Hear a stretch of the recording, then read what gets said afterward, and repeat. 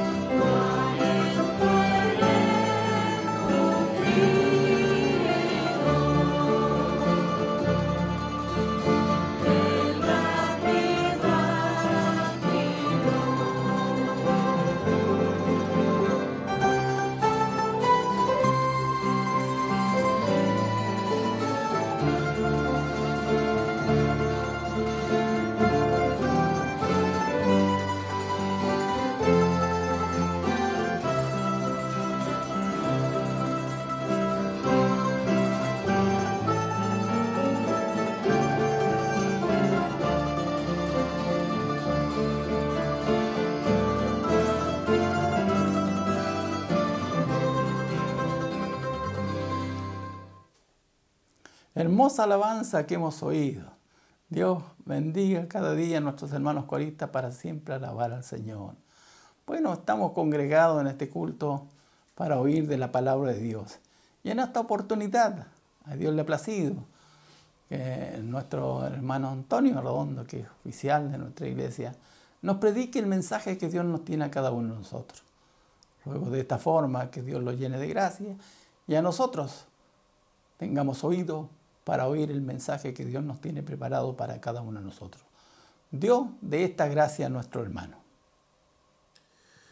Mis hermanos, que el Señor nos bendiga y nos guarde. Les saluda a cada uno de ustedes hoy día, en el Día del Señor, esperando que la misericordia de Dios, usted, su familia, estén cubiertos y en todos podamos gozar en medio de estos tiempos tan difíciles juntos con el Señor. Tengo la bendición de poder compartir la palabra del Señor y les quiero invitar a que puedan abrir sus Biblias en la epístola del apóstol San Pablo a los tesalonicenses, en su segunda epístola, en el capítulo 2.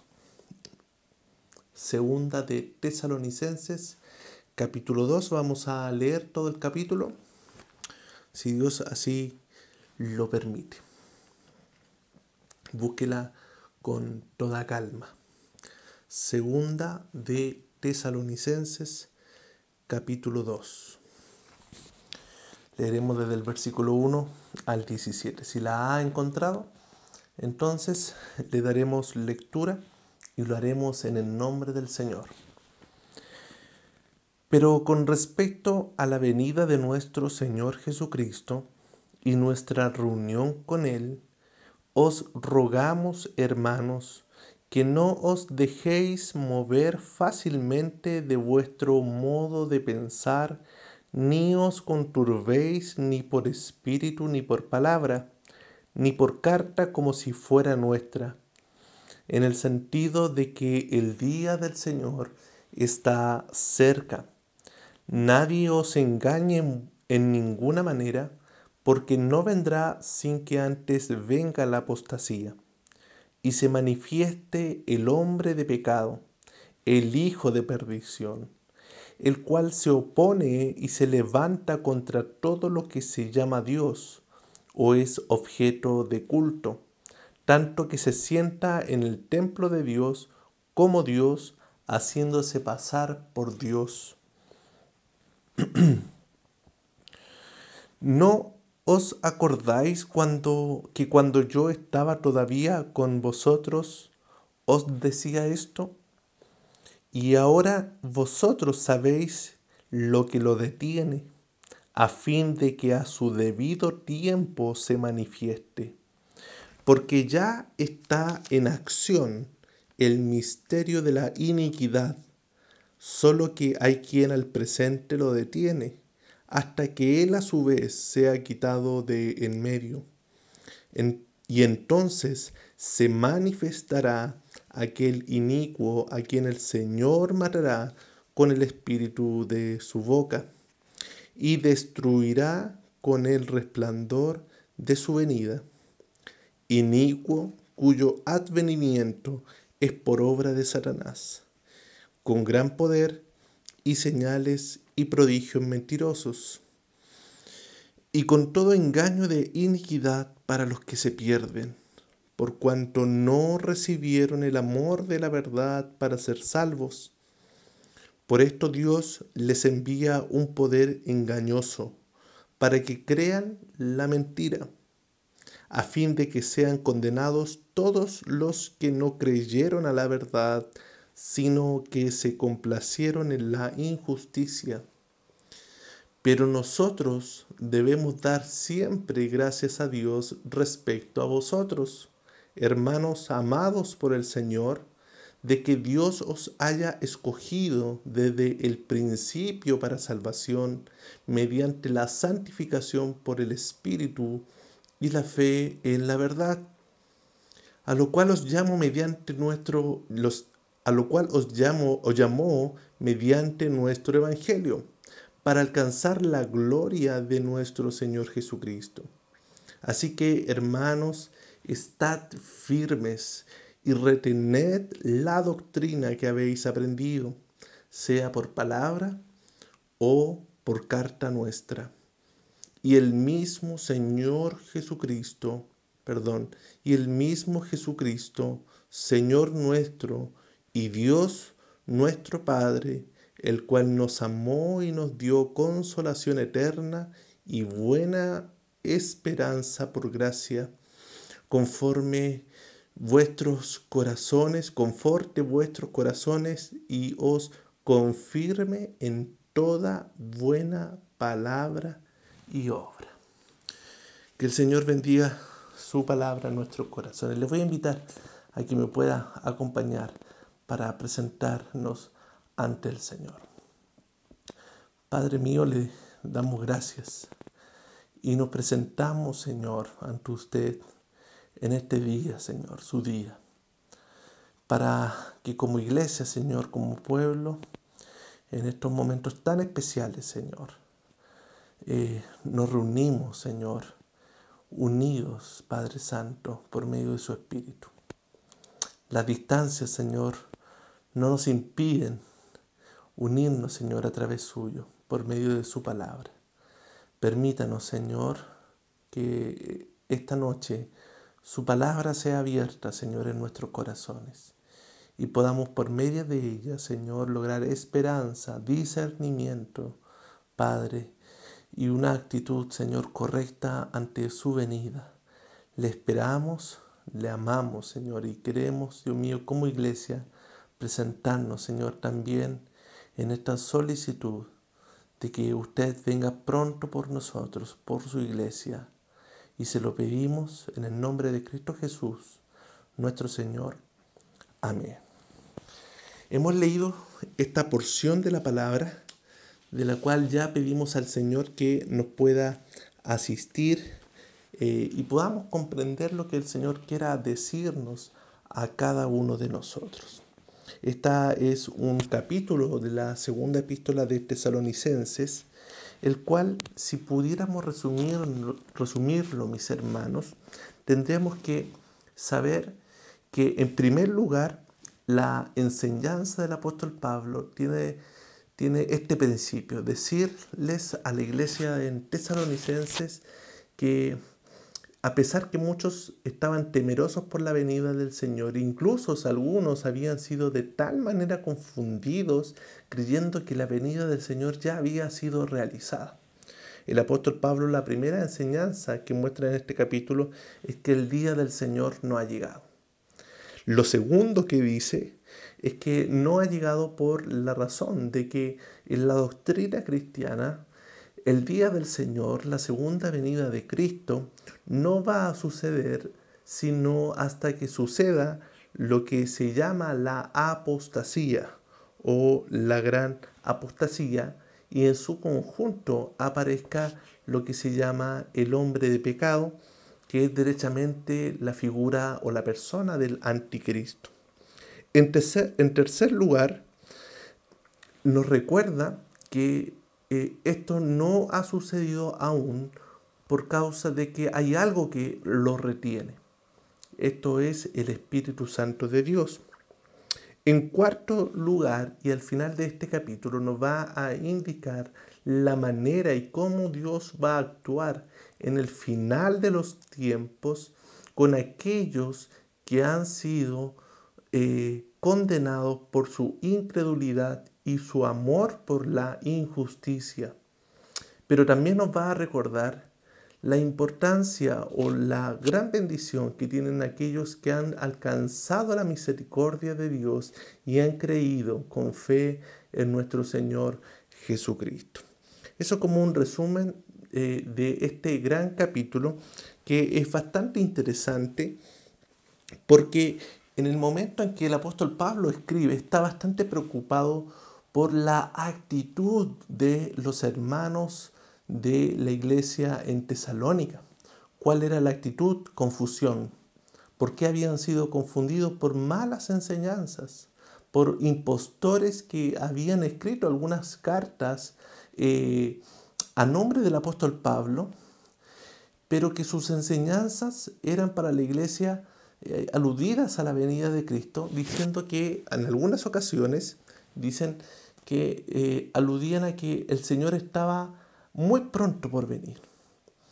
Por eso muchos hermanos, y de hecho usted lo va a ver al final del capítulo, de la carta, cuando habla y ordena al apóstol Pablo a que todos los hermanos puedan trabajar y no dejen sus trabajos, sino que nadie puede, como por ejemplo, comer el pan gratuitamente, sino que todos debían trabajar. ¿Por qué pasó esto? Porque muchos estaban confundidos, dejando sus trabajos, entendiendo que Cristo iba a venir en los días sucesivos.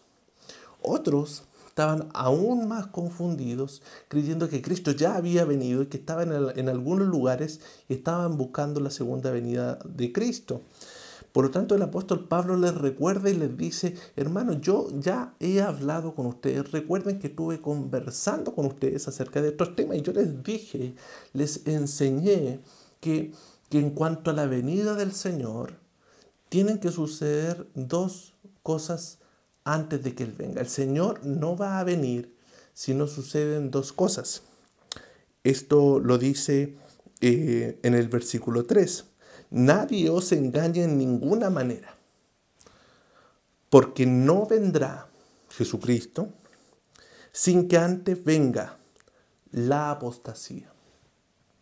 Y en segundo lugar, se manifieste el hombre de pecado, el hijo de perdición. ¿Quién es este hombre de pecado? ¿Quién es este hijo de perdición? Este hombre de pecado es literalmente de carne y hueso el anticristo. Lo que Juan habla del anticristo, lo que el Apocalipsis habla del anticristo, es este hombre que en esta ocasión se le figura con una frase semítica que es el hombre de pecado, el hijo de perdición. Dice: el cual se opone y se levanta contra todo lo que se llama Dios. O sea, con todo lo que tiene olor a Dios. O es objeto de culto. Tanto que se sienta en el templo de Dios como Dios, haciéndose pasar por Dios. También dice en el versículo 3, si usted lee con atención, que no vendrá sin que antes venga la apostasía. ¿Qué significa esto? Apostatar. ¿Qué significa la apostasía? En el tiempo escatológico, en el final de los tiempos. La Biblia alude en muchos lugares, como el libro de Daniel, el libro de Apocalipsis, inclusive el Señor Jesucristo en el libro de Mateo capítulo 24, a esta gran apostasía que va a vivir el mundo. La apostasía significa renegar de la fe o ir en contra de Dios o en contra de la fe. Esto significa que la apostasía es un movimiento de personas que cambian su actitud de confianza, de fe en Dios, a una actitud de rebelión contra Dios. Por lo tanto, dice que esto no va a suceder sin que antes venga la apostasía. Y los eruditos bíblicos aluden a un hecho de que tanto en la primera venida como lo va a ser en la segunda, hay una antesala de un movimiento de apostasía. Pasó en la primera venida con nuestro Señor Jesucristo en el año 0, en el cual se da inicio a la nueva época, y dice que antes de venir Jesucristo, 174 años antes aproximadamente, existió la apostasía más grande que tuvo el pueblo de Israel. Esta apostasía en el tiempo intertestamentario, que no está evidenciada en la Biblia, pero sí que está evidenciada en la historia, dice que hubo un hombre, Antíoco, que se le decía Antíoco Epífanes, quien reinó en Israel desde el 175 al 164 a.C. ¿Quién era este hombre? Este era una especie de gobernador que se propuso eliminar de raíz la religión en Israel. Y dice que fue tal el movimiento de apostasía que llevó a todo el pueblo, a gran parte del pueblo, a poder eliminar su pacto con Dios, a poder destruir todo lo que tenía relacionado con el pacto de Dios con Israel. Llevó los altares y los templos a la prostitución con otras religiones, de tal grado que no hubo en la tierra ni en el pueblo de Israel una confusión y una apostasía tan grande como la hubo en el tiempo de Antíoco Epífanes.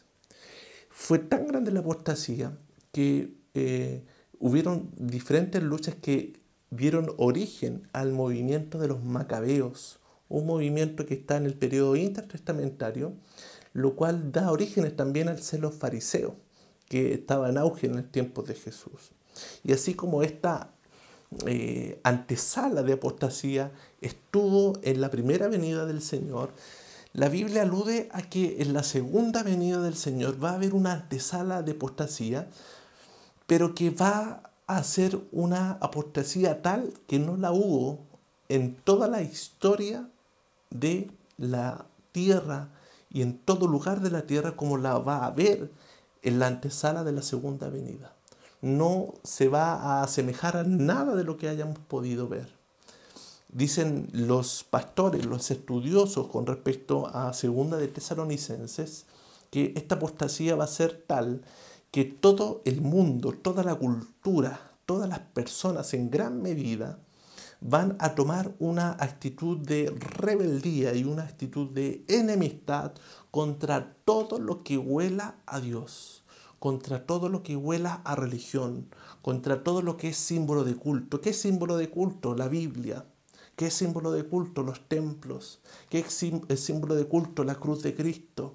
¿Qué es símbolo de culto? Todo lo que son las obras de la iglesia, las reuniones, la predicación, los libros. Todo el mundo se va a enemistar contra todo lo que tenga o esté relacionado con Dios.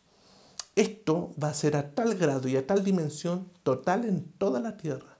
Dice que no va a haber momento en la historia de la humanidad que va a vivir esta apostasía como la va a hacer la apostasía antes de la venida de Cristo el Señor. Nos ayuda el Señor. Dice acá que nadie os engañe en ninguna manera, porque no vendrá sin que antes venga la apostasía y se manifieste el hombre de pecado, el hijo de perdición. De momento en que se manifiesta la apostasía, en uno de estos momentos se va a manifestar también el hombre de pecado, el anticristo. ¿Quién es el anticristo? ¿Qué significa anticristo? Significa contrario al Cristo, contrario a todo lo que tiene relación con Cristo y su iglesia. Dice, el cual se opone y se levanta contra todo lo que se llama Dios o es objeto de culto, tanto que se sienta en el templo de Dios como Dios, haciéndose pasar por Dios. ¿Qué quiere decir esto? Que en el momento en que haya tal grado de apostasía, este anticristo, que va a ser un líder mundial, un líder de todas las naciones, va a eliminar todos los rastros de religión. Y en alguna medida, su actitud va a hacer que se va a sentar en un trono, en el templo de Dios, y él va a llegar a tal grado su engaño y el poder de sus artimañas, que va a hacer milagros, que va a actuar con gran poder, que va a engañar a muchos. Y él se va a sentar en el templo y ese va a ser el símbolo, que incluso dice Mateo en el capítulo 24, que él se va a sentar y va a ser adorado como Dios. Miren, antes de proseguir, vámonos a leer unos versos de Mateo capítulo 24. Dice así.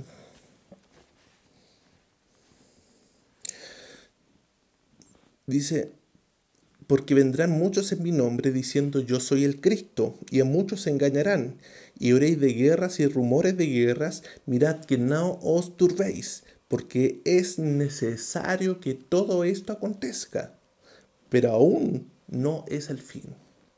Está en concordancia con lo que está diciendo el apóstol Pablo. Dice, porque se levantará nación contra nación y reino contra reino, y habrá pestes y hambres y terremotos en diferentes lugares. Todo esto será principio de dolores, no el desarrollo mismo de los dolores, sino un principio. Entonces os entregarán a tribulación y os matarán y seréis aborrecidos, esto es, aborrecidos por todas las gentes. Eso es lo que está diciendo aquí el apóstol con respecto al anticristo, que va a decir, se opone y se levanta con todo lo que se llama Dios.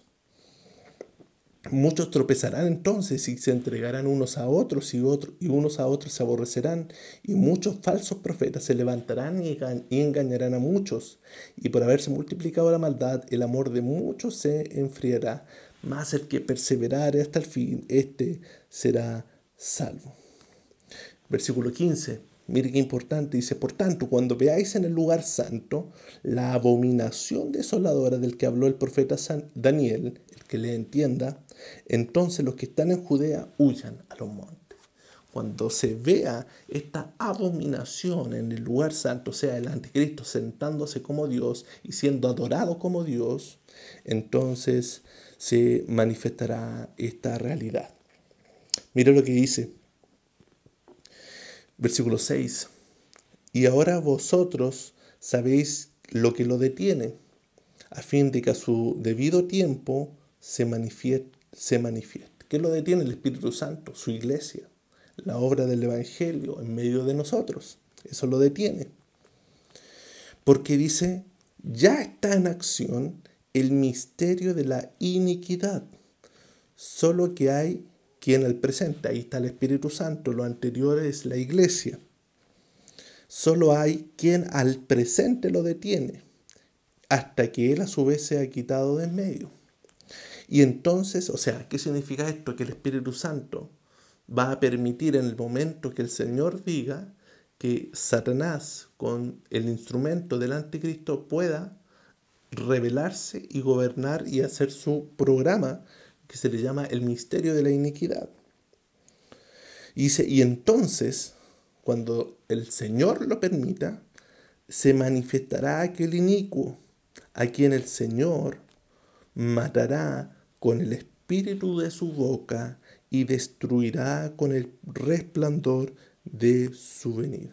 ¿Qué significa esto? Que Él, cuando se revele y esté operando, se va a manifestar de manera evidente a todas las personas la segunda venida de Cristo. Y dice que cuando el Señor llegue, este inicuo, este anticristo va a ser despedazado simplemente con el poder y el resplandor de la venida del Señor. Dice, inicuo cuyo advenimiento es por obra de Satanás, no es Satanás, sino que es por obra de Satanás. Y dice que con gran poder y señales y prodigios mentirosos. Esas van a ser sus características, va a obrar con gran poder y va a engañar a muchos. Dice, y con todo engaño de iniquidad para los que se pierden. ¿A quiénes van a engañar? A los que se pierden. Por cuanto no recibieron el amor de la verdad para ser salvados. Por esto Dios les envía un poder engañoso para que crean a la mentira, a fin de que sean condenados todos los que no creyeron a la verdad, sino que se complacieron en la injusticia. ¿Cuál va a ser este resultado? Va a ser el resultado de la fe. O sea, los que aquí son condenados no por haber simplemente creído a Satanás, sino porque lo que determinó su condenación fue haber creído o no creído en el Señor Jesucristo. Los que no creyeron van a ser engañados. Los que no creyeron a la verdad van a ser engañados por el anticristo. Y por esa razón también van a ser condenados, dice el Señor. Sin embargo, aquí dice acerca del misterio de la iniquidad. ¿Qué significa esto? Que ya está en acción. Desde mucho tiempo atrás, el misterio de la iniquidad ha estado en acción. ¿Qué es el misterio de la iniquidad? Es la dinámica, es el trabajo de Satanás que va en contra de la iglesia y que ha levantado desde tiempos antiguos muchos anticristos, como lo dice el apóstol Juan en sus cartas, primera y segunda carta del apóstol Juan, donde dice que hay muchos anticristos. Bueno, eso significa que el misterio de la iniquidad ha ido en alguna manera trabajando en la cultura. ¿Quién es un anticristo? Alguien que está en contra o su labor está en contra de Dios. Van a haber muchos en la tierra. Hoy día existen muchos. Es cosa de mirar la televisión y ver que hay muchos anticristos que obran con el sentimiento de Satanás y que son contrarios a todo lo que tiene que ver con Dios. Bueno, esos anticristos, aunque hay muchos, no significa que van a ser los mismos o va a ser el mismo anticristo por excelencia que va a estar al final de los tiempos y que va a ser de tal grado que no van a tener comparación con los anteriores. Hoy día hay muchos anticristos. Está el misterio de la iniquidad operando en medio de nosotros, en medio de estos tiempos. Usted puede ver la televisión, usted puede ver los noticiarios, usted puede ver el internet y se va a dar cuenta que existe un misterio de la iniquidad. Todos los planes hoy día que están en las naciones, todos los programas que van o aluden o están direccionados, orientados a destruir el Evangelio, a destruir la palabra del Señor, a destruir los valores cristianos, son parte del misterio de la iniquidad. Hoy día hay cientos de programas, cientos de leyes que están obrando y operando de manera secreta y oculta para que la palabra de Dios y para que los valores de cristianos puedan ser destruidos en un tiempo más. Eso está sucediendo hoy día en el Senado, está sucediendo hoy día en el Congreso, está sucediendo hoy día en las Naciones Unidas, está sucediendo hoy día en la Organización Mundial de la Salud, usted lo puede ver, y están obrando de manera oculta como un ministerio de la iniquidad. Lo vemos reflejado en los medios de televisión. Es cosa de ver cualquier programa, usted va a encontrar elementos que están en contra de la palabra de Dios, están en contra del amor de Dios. Todos los proyectos que tienen que ver con la agenda del orgullo homosexual, todos los proyectos que tienen que ver con sacar de los padres lo que tiene que ver con los valores y la enseñanza de los hijos, entregándolos al Estado. Todos esos proyectos tienen que ver con este misterio que están sucediendo en varios países y está sucediendo hoy día de manera muy calma, pero son parte del misterio de la iniquidad. La cultura que usted ve por los diferentes medios proyectan el misterio de la iniquidad. Pero dice, en cuanto a nosotros, pero nosotros debemos dar siempre gracias a Dios respecto a vosotros, los hermanos amados por el Señor, de que Dios os haya escogido desde el principio para salvación mediante la santificación por el Espíritu y la fe en la verdad, a lo cual nos llamó mediante nuestro Evangelio para alcanzar la gloria de nuestro Señor Jesucristo. Así que, hermanos, ahí está el consejo para usted, para mí, en primer lugar. El mismo consejo que está dando la palabra del Señor a la iglesia de Tesalónica. Así que, hermanos, usted y yo, estemos firmes y retengamos la doctrina que habéis aprendido. Retengamos la enseñanza que hemos aprendido, sea por palabra o por carta nuestra. Dice, y el mismo Jesucristo, Señor nuestro, y Dios nuestro Padre, el cual nos amó y nos dio consolación eterna y buena esperanza por gracia. Conforte vuestros corazones y os confirme en toda buena palabra y obra. Y esta es la diferencia, mis hermanos, en estos tiempos de crisis, en estos tiempos de pandemia, en estos tiempos de tensiones entre países, tensiones a nivel mundial, incertidumbre para el no creyente, el cual crea toda mentira. Y el consejo, mis hermanos, la aplicación de esta palabra es más allá de poder profundizar en las diferentes características o los diferentes tiempos en cuanto a la venida de nuestro Señor Jesucristo. Es el llamado a la actitud cristiana, su actitud, mi actitud en cuanto a la venida del Señor. Como iglesia estamos confiados de que el Señor viene y el Señor viene pronto. Y siempre decimos, ojalá Espero que este programa no termine, esta reunión no termine, porque creemos que el Señor puede venir en cualquier momento. Sin embargo, debemos recordar el consejo del apóstol y la doctrina del Señor. Porque yo puedo creer muchas cosas, yo puedo opinar muchas cosas, yo puedo querer muchas cosas, pero tengo que aferrarme a la doctrina. Tengo que aferrarme a la palabra, estudiarla y leerla. Y nos dice en este consejo de que en la iglesia del Señor necesita discernimiento y recordar la doctrina, entendiendo que estas cosas van a suceder cuando fuere el tiempo del Señor. Y que Dios no va a venir, sino antes va a venir una apostasía tremenda, la cual va a revelar al anticristo, al hijo de perdición. Por lo tanto, ¿cuál es la actitud nuestra? ¿Cuál es el llamado cristiano? El llamado cristiano es a tener una actitud expectante por la venida del Señor, a amar la venida del Señor. Esto es tan importante porque, ¿sabe? Mire,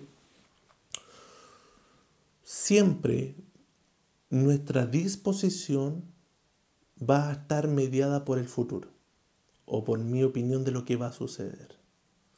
Si usted supiera que, ni Dios lo quiera, se va a morir mañana, usted tendría de inmediato otra actitud. ¿Se fija?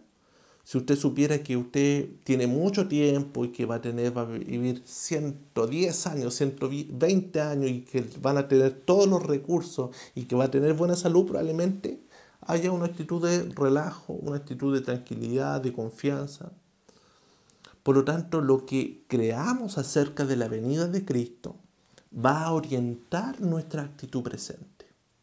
Fíjense en lo que digo. Lo que creamos acerca del final de los tiempos va a orientar o determinar nuestra actitud presente. Yo sé al ver a una persona que si está realmente esperando la venida del Señor por su actitud actual. Si está velando, es una viuda que espera a su marido. Si no está velando, es una viuda, como lo dice la parábola, que no espera a nadie. Por lo tanto, lo que usted crea o lo que usted confía acerca de la venida del Señor va a determinar su actitud. Si usted cree que el Señor va a venir pronto, y más que pronto, o tarde, o ya, o muy a futuro, es que va a venir.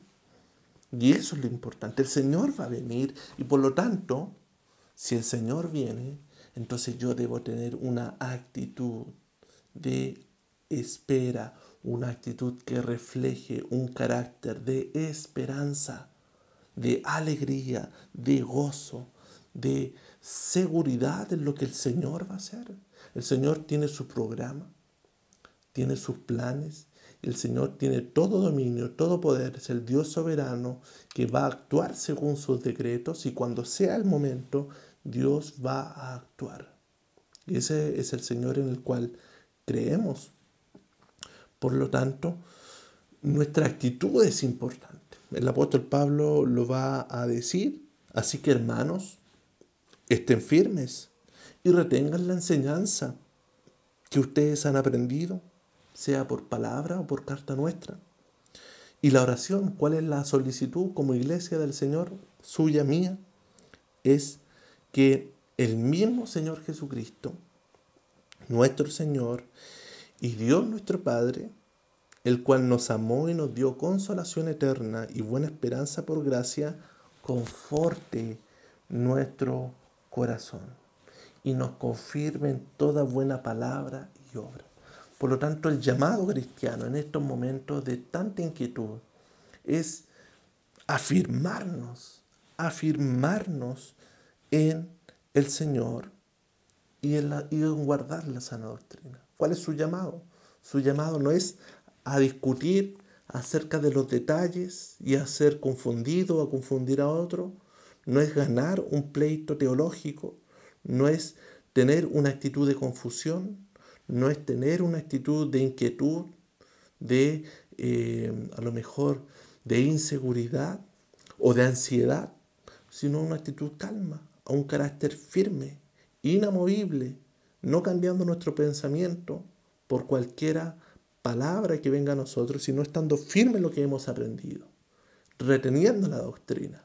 Ese es su llamado y ese es el mío como iglesia del Señor. No podemos estar asustados escuchando las noticias, escuchando uno que otro video en YouTube que nos dice que Dios ya vino, que Dios viene mañana. La doctrina del Señor es clara y es firme. Su actitud no tiene relación si viene en muchos o pocos días. Su actitud es que el Señor viene. Y su labor es firmeza y guardar la doctrina y confianza en el Señor Jesucristo. Porque si hemos recibido el amor de Dios, como dice esta palabra, entonces ese amor también nos guardará de todo mal. Dice la palabra del Señor en San Juan capítulo 10, versículo 27, dice el Señor Jesucristo: mis ovejas oyen mi voz, y yo las conozco, y me siguen. Y yo les doy vida eterna, y no perecerán jamás, ni nadie las arrebatará de mi mano. Mi Padre que me las dio es mayor que todos, y nadie las puede arrebatar de la mano de mi Padre. Esa es la confianza que tenemos en el Señor, esa es la firmeza a la cual estamos llamados, y esa es la labor también que como iglesia del Señor, reteniendo la doctrina, anhelamos la venida del Señor. Estamos expectantes. Nuestro llamado es escudriñar la palabra y entender las sazones de los tiempos, como dice Jesús, a esperar su venida con seguridad, con tranquilidad, con gozo, con plena esperanza en el llamado de amor que Jesucristo nos ha dado a usted y a mí. Y esta alabanza de su gloria sea también una marca distintiva de su caminar cristiano y del mío. Que el Señor nos bendiga, que el Señor nos guarde y esta palabra sea de tremenda bendición para su vida espiritual y para su caminar, esperando el llamado de nuestro Señor Jesucristo. Que el Señor nos bendiga. Gracias a Dios por lo que hemos oído. Sea esta enseñanza guardada en nuestros corazones y el Señor nos dé la gracia. Vamos a rogar al Señor la bendición para este servicio y bendición para todos nuestros hermanos. Oremos todos y lo oremos en el nombre del Señor Jesús. Padre mío, gracias le damos, Señor, por estar reunidos en este culto donde nos hemos gozado de tu palabra, que siempre ahí es tan oportuna para hablarlo a nuestros corazones. Yo te ruego, Señor, que tu gracia bendita sea cada día con todos los predicadores.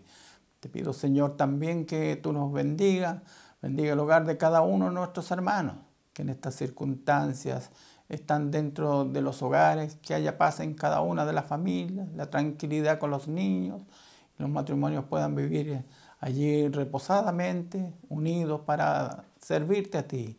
Te ruego también que tú abras puertas materiales, que en cada hogar nada falta, Señor, y tu bendición siempre esté a favor de cada uno de nosotros.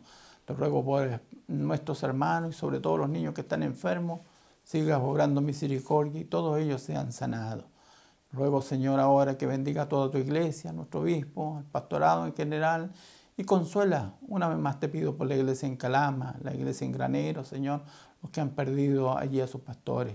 Te ruego que tú hagas allí misericordia a favor de cada uno de ellos y las iglesias sean guardadas.